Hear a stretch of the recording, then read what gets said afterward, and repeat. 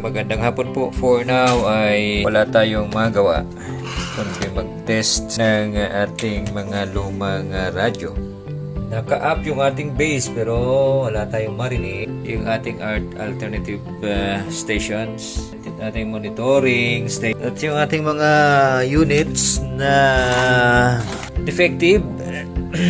Ating BHF po yan lahat. Yan po yung mga BHF na ating kinakalikot. By now, mayroon tayong isang napagtiyagaan. Wow, ang galing. Any stations on monitor. This is the W1 Victor Bravo Kilo. Again, any stations on monitor. This is DW1 Victor Bravo Kilo. Isa pong mga units na nabili sa junction na ang kanyang antena ay nagbabalat na at yung kanyang keypad ay burado na. Ilang unit po ito na tila durog na yung antena at itong isang ito ay wala ng antena. Yung kanyang battery ay deads na rin, tila wala ng makuhang charger sa ganitong unit. So ito po ay Ranger R1-V, made in A1 po ito, 139 MHz, 174 MHz frequency yung kanyang coverage. So, wide, maliit lang din siya. Good po itong mga radyong ito. Ang nagiging defect lamang po sa ganitong mga disposable radio ay kapag ang battery po niya ay na deads na at yung kanyang mga antena ay nawala na pong makuhang antena kasi kakaibang antena ho kasi ito. Yung pang Motorola hindi rin po uubra sa kanya, yung pang Kenwood hindi rin, yung pang ICOM na mga B8 ay hindi rin uubra sa kanya. Kakaibang antena ho talaga. So meron tayong na-revive na isa. Yan. So ang battery po na ginamit natin ay ito, connection lamang po ito. Nilagyan ko na lamang po ng step down transformer ba tawag nila. Ito po yung nabibili sa Lazada, na order sa Lazada. Step down transformer. Dito po sa may dito ay dito po yung output naman. Kung gusto niyo pong maging 7.4 yung inyong supply ay dito po. Ito po yung inyong gauge. Dito po itinitrim. Yan yung trimmer niya. Pagka inikot niyo pa kaliwa, pabawas naman po kung gusto niyo bawasan. Pagkanan naman po kung gusto niyo itaas. Ito po ay nakakonect lamang sa baterya. Ginamitan ko po ng ganitong medyo magulo Oo. Pwede niyo po itong gamitin ito naman po ay regulated para sa mga portable na hindi na kayo makakuha ng inyong mga eliminator. Pwede po itong gawing alternative. Maghanap lamang po kayo ng box para balutin siya. Para tanging wirings lamang po ang makikita ninyo, Ang connection po niyan sa battery 12 volts. 12 volts this yan DC. DC nga ba? Dito ang 12 volts DC. Input po ay input ay 12 volts. Output naman po ay 7.4. So nakaline po siya, diretso naman po sa portable. So tayo po ay gumagamit ng supply na 7.4. Capable po ito sa ating mga portable. O kung sino man po ang nais na gumawa ng mga eliminator po para sa inyong mga lumang ganitong radyo, bili lamang po kayo ng ganito.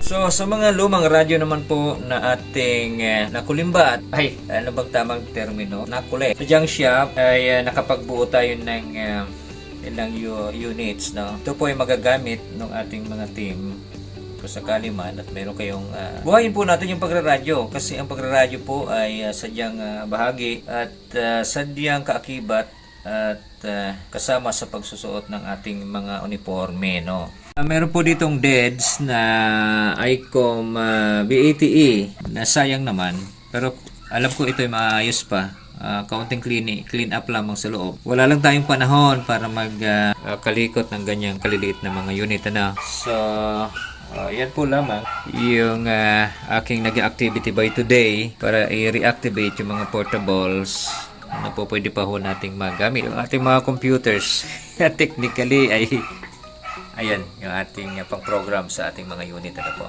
So, magandang hapon sa inyo mga kabagis. Tayo ay walang magawa by today kasi medyo tayo ay nanatili na lamang sa bahay sa maghapon.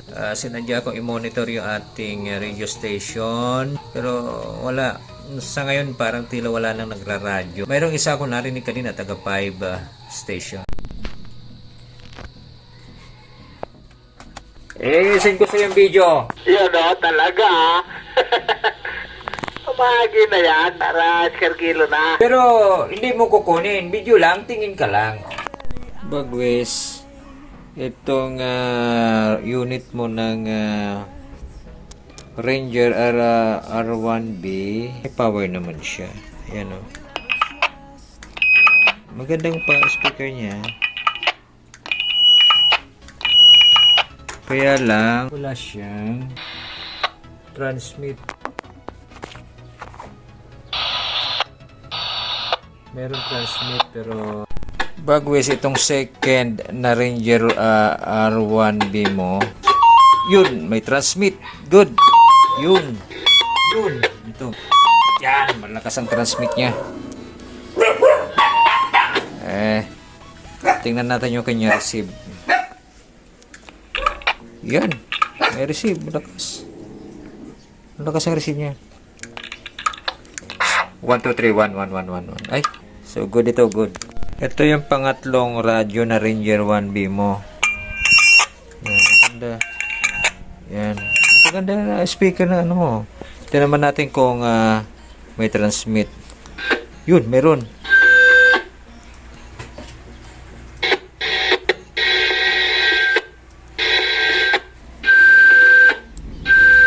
So, meron. Ito yung isang Motorola bagwis na gumagana. Hindi ko pa ma-identify kung BHF o UHF. Kapangit-pangit Mukha ng pangarso sa sasakyan Nagana pa Ito, mapapakinabangan mo ito. Kung maganda yung output niya. Talaga. Radyo lang. Mukhang kagagaling mo lang sa pangangilikot din Naghahanap ako ng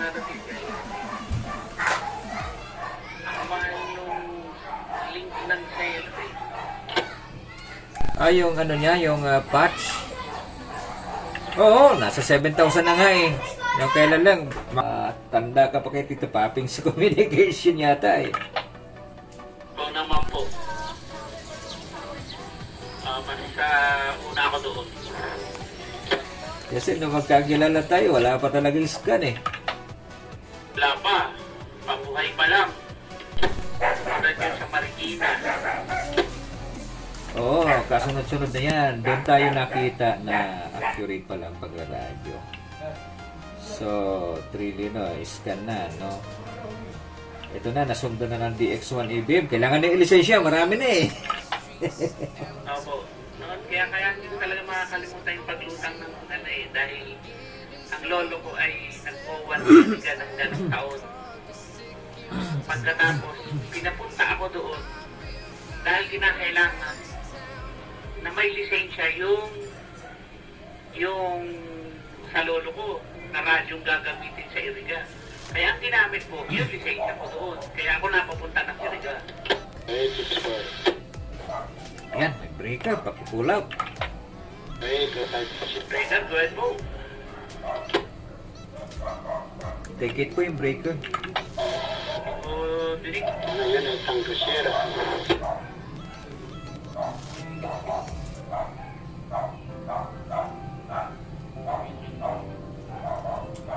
May gagamit po, take it. Nabago, Tango Delta daw, Tango Delta.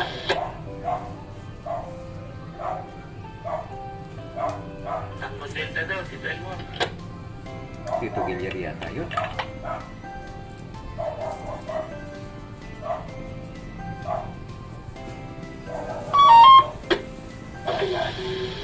Di ba ka nila yung video na nakita?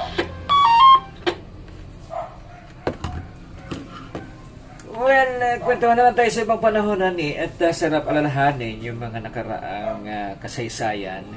Pero, standby ka lang. Sasadyain kita sa bahay mo at kung ano yung ginawa ko kay Tito Paping, gagawin ko rin sa'yo. Napanood mo na ba kay Tito Paping? Ilang Hindi pa. Pasa mo sa akin. Panoorin mo